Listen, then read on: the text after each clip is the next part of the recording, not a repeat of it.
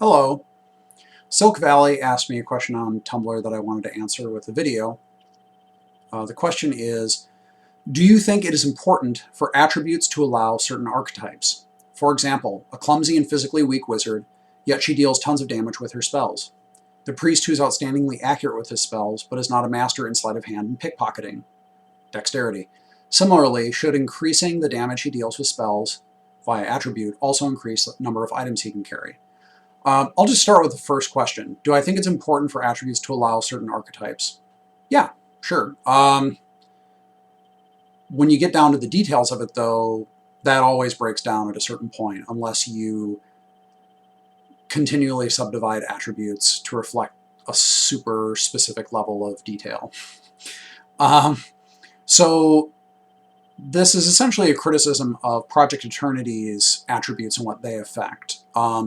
Which is fair enough. An attribute system typically is only going to be able to encompass or abstract a certain number of things before it doesn't quite encompass what a specific player might want. D&D does this as well. Wisdom affects your will saves. It also affects the number of spells and the DCs of spells cast by clerics. You could say, well, I want to play a cleric who gets, has powerful spells and, gets bonus spells, but they're actually really mentally weak-willed. But that's not, the system just doesn't do that. You could also say, I want to play a character who is very good with his or her hands, high manual dexterity, and can pick locks and do all that sort of stuff, but is actually, can't dodge very well or isn't good at that. But that's just built into dexterity.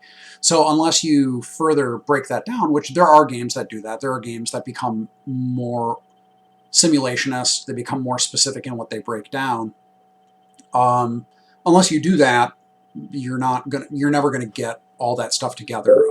You could have a character who, this is a character who is really tough, but it's a fighter who's really tough. He can take a lot of damage, but actually his immune system is incredibly compromised. And so, sure, that's a character you could make, and I could conceive of how that character could exist.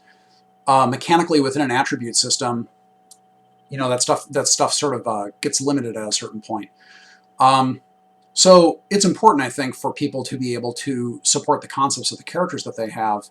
But a system and how the system sort of represents those attributes and breaks them down is only going to take that so far. There are ways that you can handle this a little bit easier in classless systems, ones where it's the attributes are, you have attribute systems and then you have skills, and often, if you look at a game like GURPS, or if you look at a game like Ars Magica, or I don't know, there's lots of games where you essentially can use virtues and flaws to kind of have something that goes against what might be considered the dominant characteristics of the character. So you have a character who does have a high dexterity, and because there's no class component to really define how well they're at dodging or how fast they are or something like that, you use virtues and flaws to build that up and establish that. Ultimately, though, these things are all abstractions of one way or another, and so they're always going to have limits in how they can group or separate the bonuses that you receive because of them. I think the most important thing is that regardless of how you build your character and what class that character, if you are using an attributes and classes system as we are, I think it's important that if you want to build a character of a given class and you want to emphasize or de-emphasize certain attributes to meet a concept, that the character benefits and loses out because of the choices that they make. So if you raise a stat, if you raise intellect as a fighter, or if you raise resolve as a rogue, that there is going to be something there that makes you go like, oh, this is actually a neat mechanical aspect where I can play this character that fits my idea of what this character is, and mechanically there's a benefit that comes from that. Not all players are going to agree on what benefits should be received from any given attribute.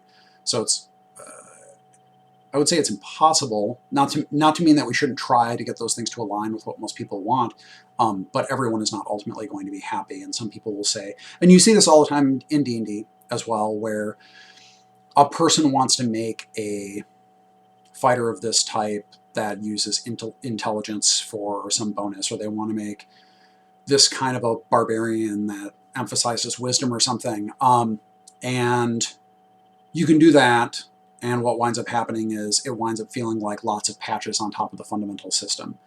And then you have to balance all those patches essentially relative to each other, or you probably should try, otherwise it's going to run into a lot of problems down the road. So the approach we've taken with Eternity is to say that the fundamental system at its root, like when you just have to focus on 6 attributes and their relationship with the classes, and you can keep them broad, it's much easier to do relative balance adjustment there than to progressively add on more options for how this class or that class can use one ability or another ability to gain benefit. And the other thing too is that unless there is some drawback to dumping another stat, then it becomes a non-choice for the player. Like the stuff that just really doesn't affect them, they just dump it out of there. So even if they could gain a benefit from putting points in it, the characters that can dump it safely effectively have more points to play with. If they can ignore certain stats, they can bump their important stats even higher than the classes that have to deal with, oh wow, I actually need 4 or 5 stats to make this class viable. So it's a very long explanation, but attributes I think are tricky because they're abstractions, and those abstractions don't always break down the way that a player might want them to for a specific character. And especially when you're dealing with classes, because those things are can be in conflict. What are you doing, kitty? Oh, do you guys want to meet Sesame? No, she's not going to meet us. Yeah, hope that answers your question.